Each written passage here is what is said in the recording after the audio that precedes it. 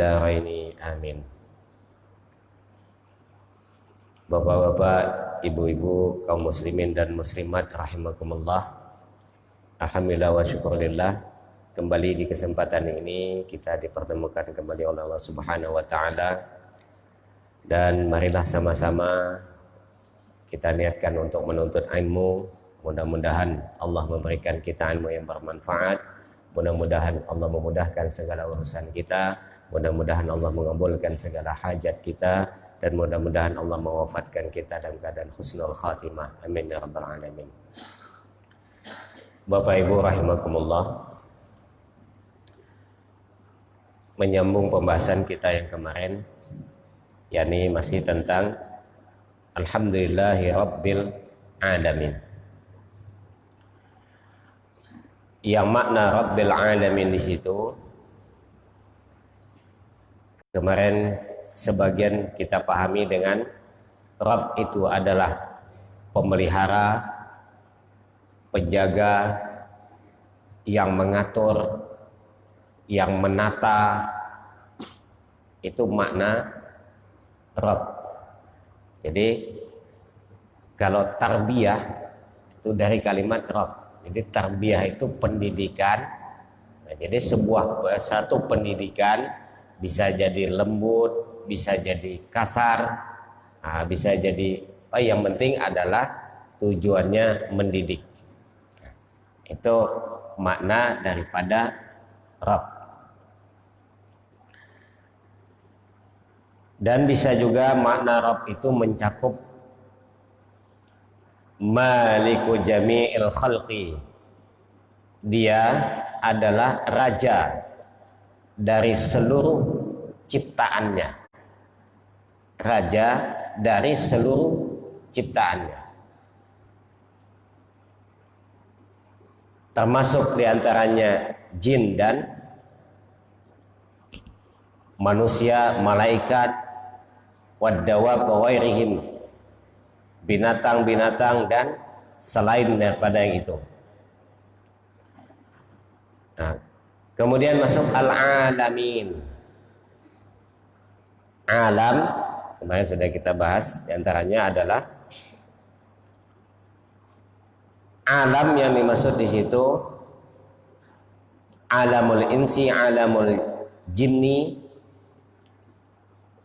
ila ghairi dzalik, dan yang lain-lainnya. Nah, sebagaimana kemarin kita sebutkan bahwa ayat ini merujuk kepada ketauhidan.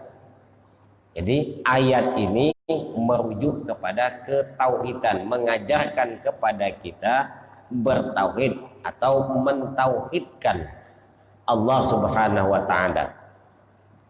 Dari mana? Dari pertama kemarin,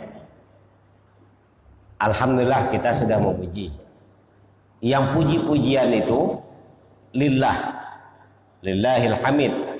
Segala pujian itu adalah milik Allah, mulai dari yang paling kecil sampai yang paling ganal, milik Allah. Nah, sekarang kita pahami mana alam. Menjadi alamah. Alamah. Alamah itu tanda.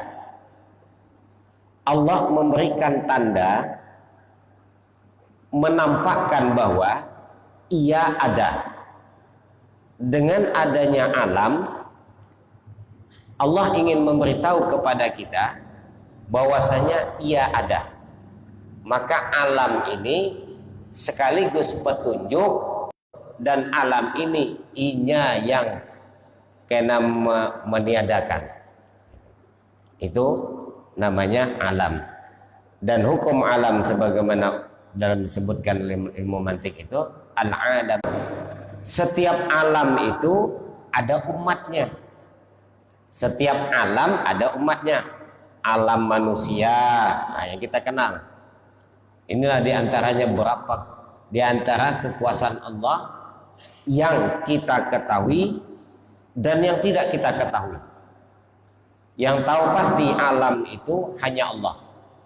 Tapi ada namanya nanti alam dunia, ada yang namanya alam rahim, ada namanya alam barzakh. Tuh, ada namanya alam malaikat, dan banyak alam lagi yang tidak kita ketahui. Nah, semua itu sekali lagi menunjukkan betapa besarnya Allah Subhanahu wa taala.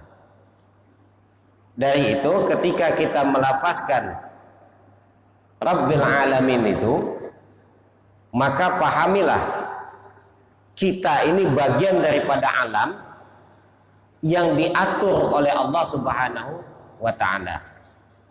Maka itu ketika kita membaca Alhamdulillahi Rabbil Alamin, jadi ketika kita membaca Rabbil Alamin itu pahami bahwa kita diatur oleh Allah Subhanahu wa taala, kita ditentukan oleh Allah Subhanahu wa taala, kita diurus oleh Allah Subhanahu wa taala. Nah, lalu dalam hal mengatur alam, mengurus alam, termasuk rezeki dan segala macamnya, bagaimana? Di sini disebutkan selanjutnya Ar-Rahman Ar-Rahim dengan makna Dzir-Rahmah. Ar-Rahman Ar-Rahim kemarin pun sudah kita singgung, ini mempersingkat aja. Kemarin pun kita singgung sudah secara sederhananya dengan kasih sayang. Karena makna di sini Dzir-Rahmah, ialah pemilik mutlak rahmat. Dalam mengurus alam singkatnya, Allah meletakkan sifat rahmatnya. Makanya dalam ayat Quran itu, wa rahmati wasi'at kulla syai'. Rahmatku itu meliputi segala sesuatu. Kesimpulannya bahwa kita diciptakan oleh Allah, diatur oleh Allah dengan rahmatnya. Adanya kita karena rahmat Allah. Adanya kita ini berkat rahmat Allah. Dari situ timbul kesyukuran, rasa syukur kita. Adanya kita berkat rahmat Allah. Dan prinsip rahmat itu selalu mengarah kepada yang baik. Prinsip rahmat, Ar-Rahman Ar-Rahim, Dzir-Rahmah maknanya pemilik rahmat, itu selalu mengarah kepada yang baik. Makanya Rasulullah dinisbahkan kepada wa ma arsalnaka illa rahmatan lil alamin. Itu dia. Tidaklah kami utus engkau ya Muhammad kecuali sebagai rahmat bagi alam. Apa di antara rahmatnya Rasulullah? Allah tidak menurunkan azab.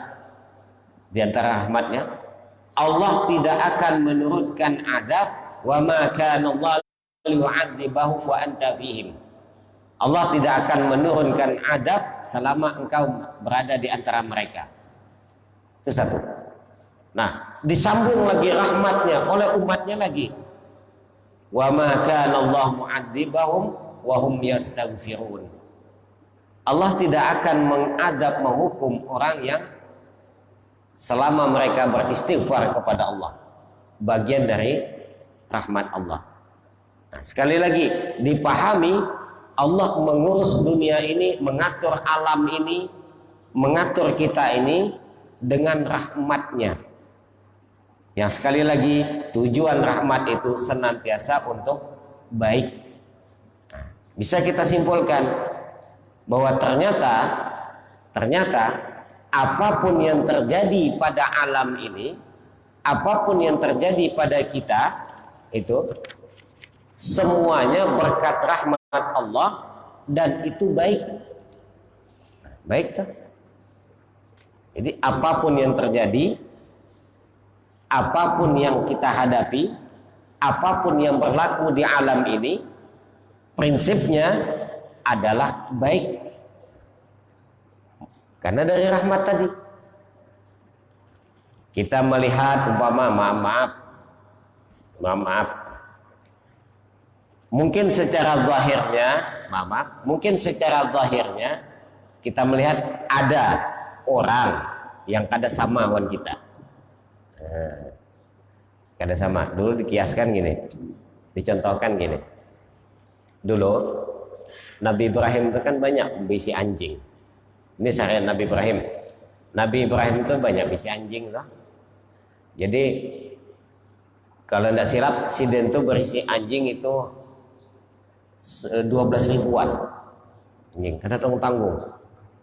Jadi seekor anjing itu memelihara sampai ribuan ternak beliau, ribuan ternak. Nah, jadi seekor anjing itu anggaplah 1000 ekor ternak, kambing ke domba. Nah, dikali 12.000. Nah, di antara anjing-anjing itu ada yang timpang, berjalannya pincang, pincang berjalan. Terdetiklah di hati Nabi Ibrahim, seandainya anjing ini kada pincang, bagus jalannya. Hati-hati ini. Ini hewan pun termasuk bagian dari alam. Seandainya ada pincang, bagus jalan. Dengan seketika, dengan izin Allah, ditegur oleh Allah Subhanahu melalui anjing. Ya Ibrahim, yang kau koreksi itu akukah atau nama olah akukah? Itu tuh bahasanya. Ya Ibrahim, yang engkau koreksi itu, yang engkau sebut itu, yang engkau hendak perbaiki itu, akukah atau tukang olah akukah?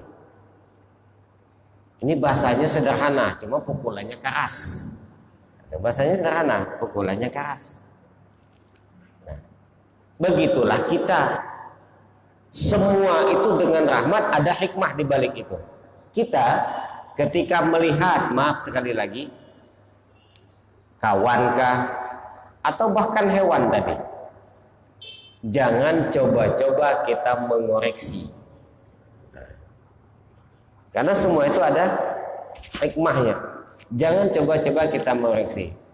Pada seandainya kau ini umpama tampankah, seandainya kau ini hidung mancungkah, seandainya kau ini, atau bahkan diri kita,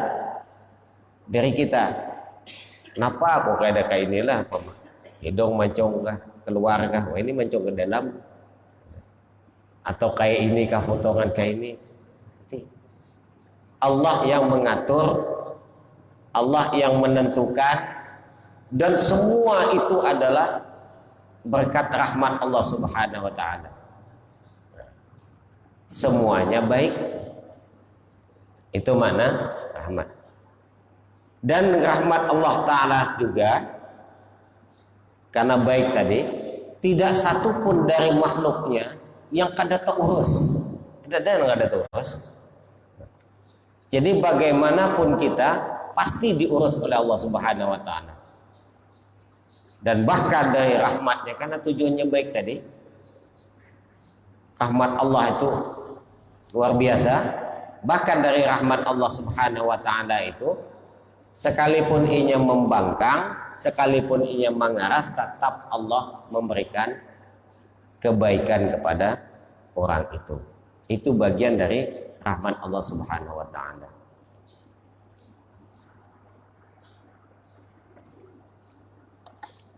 Itu sebagian sudah kita bahas kemarin.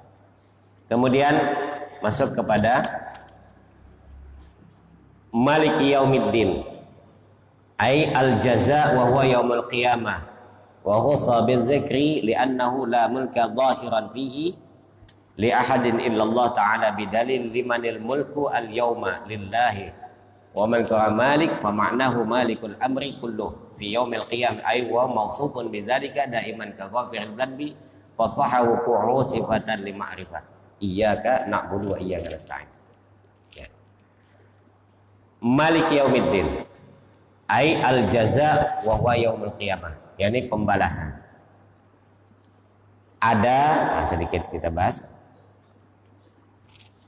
Maliki Yaumiddin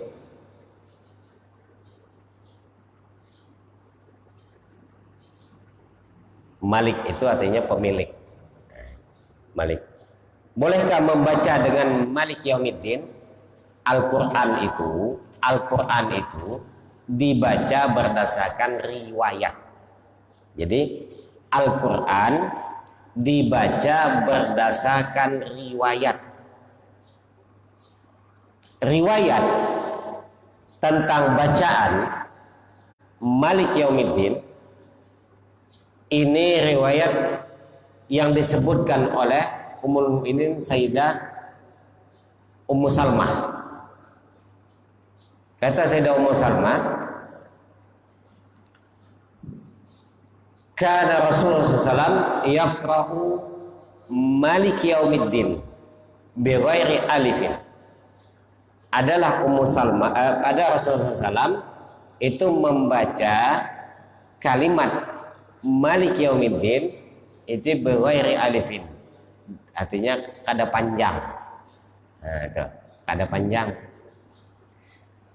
Dan kedua, Sayyidina Anas bin Malik berkata, sami'tu Rasulullah SAW qara'a Malik Yaumiddin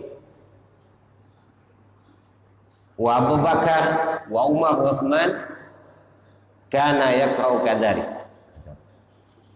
Aku dengar Rasulullah SAW membaca pada kalimat Malik Yaumiddin itu kada panjang, dan begitu juga Sayyidina Abu Bakar, Sayyidina Umar, Sayyidina Uthman membaca kayak apa yang dibaca oleh Rasulullah SAW. Dan ini kata ulama hadis, ini masuk kategori hadis mutawatir. Bacaan itu mutawatir, bacaan Malik Yaumiddin. Dan kayak itu juga Sayyidina Anas menyaksikan juga, mendengar Rasulullah membaca Maliki Yaumiddin. Nah itu, jadi dua bacaan. Kalau ada yang bertanya, mana yang lebih bagus di antara dua bacaan ini? Kalau ada yang bertanya, mana yang lebih bagus? Maka sekali lagi, Al-Quran itu dibaca menurut riwayat. Karena kedua riwayat itu mutawatir, kata ulama hadis, siapa yang meragukan tentang riwayat mutawatir, maka bisa jadi kafir. Bisa jadi kafir. Apa contohnya? Tentang sembahyang 5 waktu. Sembahyang 5 waktu, riwayatnya mutawatir. Sallu kama ra'aitumuni usalli. Arti mutawatir itu disaksikan oleh orang banyak, dan mustahil mereka berdusta. Nah, ketika sholat 5 waktu itu diragukan sebiji aja, badah kita ada bagus sembahyang subuh, hati-hati bisa jadi kafir. Nah, itu tuh samalah dengan itu tadi, Malik Yaumiddin, bapadah sih kok ada bagus bacaan Malik Yaumiddin, hati-hati. Atau sebaliknya, karena ini bacaan dibaca oleh Nabi SAW dan riwayatnya mutawatir. Itu. Jadi kalau ada yang membaca Maliki Yaumiddin, silahkan. Ini perkara Al-Quran dibaca berdasarkan riwayat. Riwayat lah. Jadi kedua-duanya. Lalu secara makna, sekali lagi, makna itu bisa jadi nanti berdasarkan ijtihad, pendapat, dan pendapat ijtihad tidak bisa dibatalkan oleh ijtihad yang lainnya.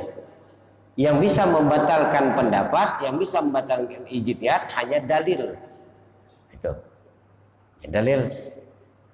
Sekarang apa secara makna?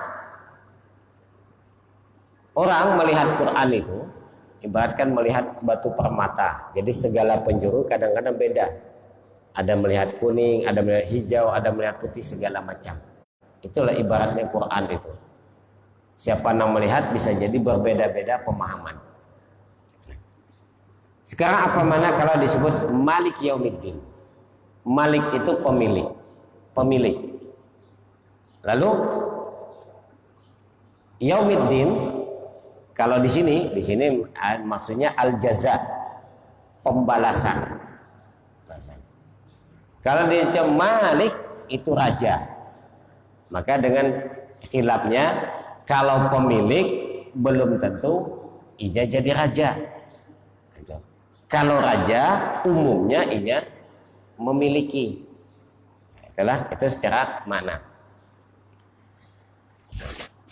Dia pemilik hari kebangkitan. Ini masih kategori mengajarkan tauhid kepada kita. Hati-hati, kita sudah diulah oleh Allah Ta'ala, kita sudah diatur oleh Allah Ta'ala, kita diberi tanda-tanda oleh Allah Ta'ala. Tapi semua itu nanti merujuk kepada yang ini, Malik Yaumiddin. Inyalah pemilik hari pembalasan. Itu di dunia kita sudah diberi tanda-tanda yang diberi, kita diberi segala macam nikmat, kita dinaungi dengan rahmatnya segala macam. Tapi ingat, Malik Yaumiddin, suatu saat awas, bahasanya kan, awas. Inyalah pemilik hari pembalasan. Ketika benar kita di alam ini, ketika kita mengikuti aturannya di alam ini, maka jazanya khair. Jazanya khair. Nah, dia memiliki hari pembalasan. Lalu Yaumiddin, coba kita lebarkan sedikit keluar dari ayat ini maknanya. Apa makna ad-din? Apa makna din? Karena gini, dalam setiap kalimat makna din itu bisa jadi karena berbeda-beda. Kalau di sini di ayat ini makna din itu dengan hari pembalasan. Tapi apa makna ad-din secara umum? Makna ad-din secara umum itu disebutkan ketika disebutkan ad-din, makna ad-din secara umum, wada'un ilahiyun yad'u ashabal uqul ila qabuli ma huwa 'inda Rasul sallallahu alaihi wasallam. Aturan-aturan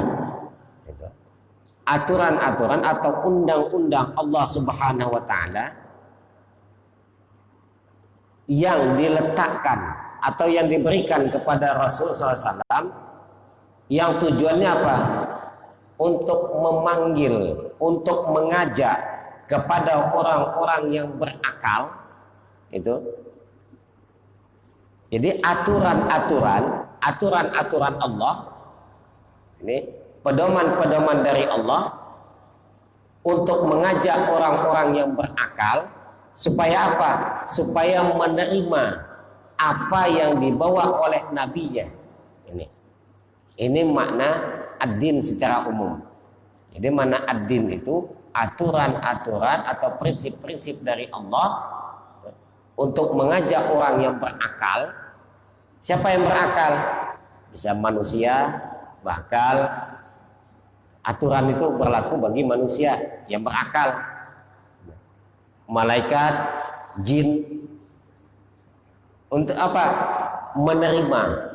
Menerima dari ajakan Rasulnya. Itu mana secara umum. Dan ketika ad-din itu adalah mansubun ilallah, sesuatu yang disandarkan kepada Allah disebut ad-din. Sesuatu yang disandarkan kepada Allah itu disebut ad-din. Bahasa kita agama. Agama itu dari kalimat aqama kalau secara bahasa. Jadi orang-orang Yaman itu qaf itu gin baca. Agama. Kalau ada bacaan mustaqim. Itu bacaan Hadramaut. Nah, jadi perbedaan bacaan itu biasa. Perbedaan bacaan. Nah, perbedaan bacaan itu biasa. Selama ada riwayat. Nah, lalu apa bedanya dengan millah? Millata Ibrahim. Itu ad-din tadi. Sesuatu yang disandarkan kepada Allah Subhanahu wa taala. Kalau al-millah, millata abina Ibrahim, itu sesuatu yang disandarkan kepada Rasul sallallahu alaihi wasallam. Pada sumbernya memang sama, Tetapi sesuatu perbuatan ketika disandarkan kepada Rasulnya disebut millah, jalan nggak bahasa kitanya. Nah, sesuatu perbuatan yang disandarkan kepada Allah maka disebut agama atau ad-din. Kemudian sesuatu yang disandarkan kepada mujtahid maka disebut mazhab. Madzhaba ilaih. Jadi prinsip ini nanti bisa kita pahami. Sesuatu yang disandarkan kepada Allah. Nah, itu makna secara umum. Malik yaumiddin. Dengan Malik yaumiddin. Sekali lagi bahwa Malik itu dia pemilik hari pembalasan. Dan Malik yaumiddin ia adalah raja pada hari pembalasan. Maka di situ diharapkan ketika kita membaca tadi kita sudah dialami dikasihnya segala macam itu ini dikasihnya kita. Nang kada suah kita minta dibariknya. Potongan kita kada suah kita meminta. Ini potongan-potongan yang ada nih. Suahlah kita minta tuh. Aku dulu ya Allah umpama, ya Allah, aku mintalah karena men aku lahir kayak ini potongannya. Kada ada yang minta kan? Ya Allah, karena men aku lahir kayak ini nih jadikan aku orangnya. Kan ada kita minta. Jadi kita ini dah pres. Angin kita datang Allah berikan kada semanukar. Kecuali ngumpah sepeda. Itu. Angin kita kada semanukar. Banyu banyak banyu. Semuanya. Matahari rahmat semuanya baik. Tinggal lagi kita itu tadi ketika kita membaca ini pahami Malik yaumiddin menunjukkan mengajarkan kepada kita awas nanti saatnya ada, saatnya pasti, yaumul jaza, engkau akan dimintakan pertanggungjawaban, engkau akan dibalas. Siapa nang menggawi kebaikan dibalas dengan kebaikan, nang menggawi kada baik dibalas juga kaitulah kena. Illa man rahimallah, kecuali orang yang dirahmati Allah kenanya juga. Jadi ini sekali lagi mengajarkan kita tentang tauhid. Ini ayat ini sebenarnya berkait.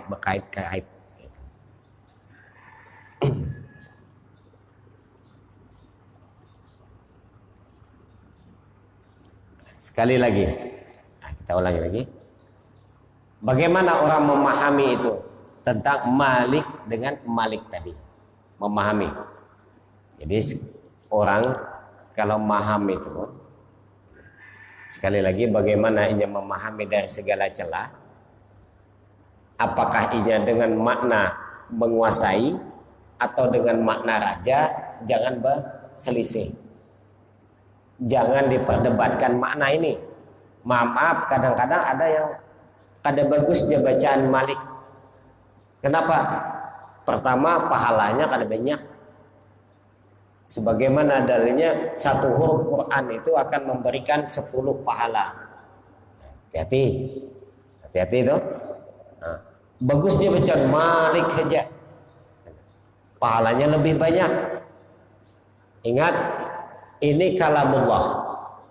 Dari sisi manapun engkau baca, pasti ada padilahnya, pasti ada manfaatnya.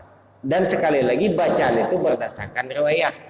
Sementara nanti tentang hikmah, tentang bagaimana hasil, bagaimana nanti pemahaman, itu masing-masing berbeda. Masing-masing berbeda.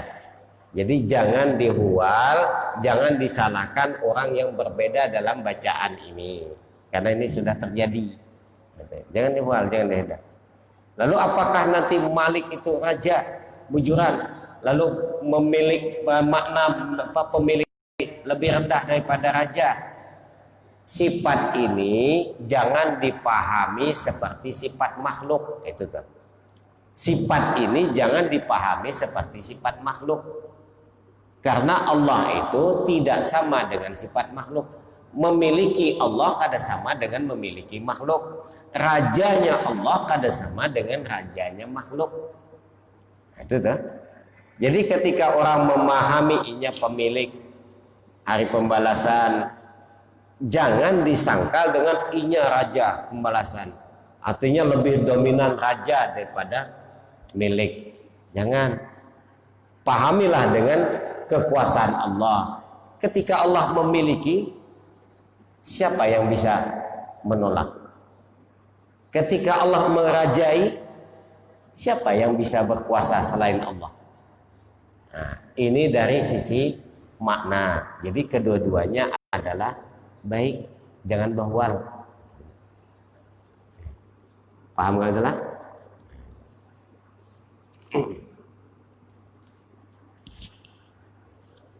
Dan dari situ juga bahwa sifatnya itu adalah dia mengampuni segala orang yang berdosa, dan bisa juga ia menyiksa orang-orang yang maksiat ataupun yang serupa. Nah, ini tentang perbedaan bacaan tadi satu. Kemudian dari sisi makna menganjurkan kepada kita ketika kita membaca Maliki Yaumiddin atau Maliki Yaumiddin, maka resapilah, pahamilah, tadabbur bahasanya, bahwa apa yang terjadi di alam ini, apa yang diberikan oleh Allah kepada kita, apa yang sudah kita nikmati, apa yang sudah kita rasakan, apa yang sudah kita pakai, dan apa semua yang difasilitasi oleh Allah di alam ini, maka hati-hati, Maliki Yaumiddin, nanti pasti kita akan dimintakan pertanggungjawaban. Itu aja. Jadi sedikit sekecil apapun kena ada pertanggungjawaban. Maka kesimpulannya ayat ini mengarahkan kepada kita menyembah hanya kepada Allah, meminta hanya kepada Allah, dan syukur kepada Allah atas nikmatnya. Lalu apa perbedaan nikmat syukur dengan alhamdulillah? Nah, kemarin alhamdulillah kan, ulama tafsir mengatakan ada perbedaan. Kalau kalimat alhamdulillah itu maknanya umum, apa aja tuh umum. Kalau makna syukur ini lebih khusus kepada nikmat. Jadi kalau dapat nikmat syukur, alhamdulillah. Dapat nikmat syukur bahasa kita. Menggunakan sesuatu yang sudah ada, maknanya syukur. Memanfaatkan sesuatu yang ada, namanya syukur. Tapi kalau alhamdulillah itu umum. Bisa jadi dapat nikmatnya bersyukur, bisa jadi dapat penyakitnya syukur. Nah, bahasanya tuh. Itu makna alhamdulillah. Alhamdulillah ya. Ini ada dahulu tuh orang hendak tolak ke masjid. Hendak tolak ke masjid. Bayar turun tangga pas tersipak tunggul. Tepacul kuku kaki. Lalu apa yang terjadi? Apakah disipaknya pulang tunggul? Ada. Apa katanya? Alhamdulillah. Alhamdulillah kalimatnya. Terkipai kalau kuku kaki, bacaannya alhamdulillah. Nikmat. Kenapa? Bisa jadi karena berbaya menuju ke masjid kalau ada lebih kanan lagi. Nah, kayak itu juga kita ketika kelihatannya mungkin musibah kelihatannya, tapi ketika kita baca alhamdulillah, bisa jadi di balik itu mungkin ada yang lebih ganas lagi. Amun kita kada syukuri, amun kita tidak menerima itu. Ini sebagai pembelajaran bagi kita memahami hikmah di balik sesuatu. Dengan alhamdulillah bisa jadi yang menurut kita kada nyaman, menurut kita sakit, menurut kita kada resap, bisa jadi karena di balik semua itu ada yang lebih nikmat. Makanya alhamdulillah. Itu perbedaan antara alhamdulillah dengan wasyukrulillah. Bapak Ibu rahimakumullah, karena waktu yang batasi kita, Ini masih berkenaan dengan nyambung nanti tentang ayat tauhid juga. Iyyaka na'budu wa iyyaka nasta'in. Mudah-mudahan kita ditolong oleh Allah Subhanahu wa taala dengan berikan pemahaman ketika kita membacakan surah Al-Fatihah, diberikan pemahaman oleh Allah Subhanahu wa taala, bisa tadabbur dengan Al-Fatihah, kemudian bisa mendapatkan hikmahnya, kemudian kita ditolong sampai akhir hayat kita dalam keadaan husnul khatimah. Bismillahil Fatihah. A'udzubillahi minasyaitonir rajim. Bismillahirrahmanirrahim. Alhamdulillahirabbil alamin, arrahmanir rahim, maliki yaumiddin. Iyyaka na'budu wa iyyaka nasta'in. Ihdinas siratal mustaqim. Siratal ladzina an'amta 'alaihim ghairil maghdubi 'alaihim waladdallin. Amin. Bismillahirrahmanirrahim. Alhamdulillahirabbil alamin, arrahmanir rahim. Wassalatu wassalamu ala sayyidina wa maulana Muhammadin wa ala alihi wa ashabihi wa dzurriyyatihi ajma'in. Allahumma zidna 'ilman nafi'an wa 'amalan mutaqabbalan wa rizqan halalan wasi'an thayyiban bi rahmatika ya arhamar rahimin. اللهم لا تدع لنا في مقامنا هذا ذنبا الا غفرته ولا عيبا الا سترته ولا دينا الا قضيته ولا حاجه من حوائج الدنيا والآخرة لك رضا ويسرته يا ارحم الراحمين. ربنا ظلمنا انفسنا وان لم تغفر لنا وترحمنا لنكونن من الخاسرين. ربنا آتنا في الدنيا حسنه وفي الاخره حسنه وقنا عذاب النار. وصلى الله على سيدنا ومولانا محمد وعلى اله وصحبه وسلم.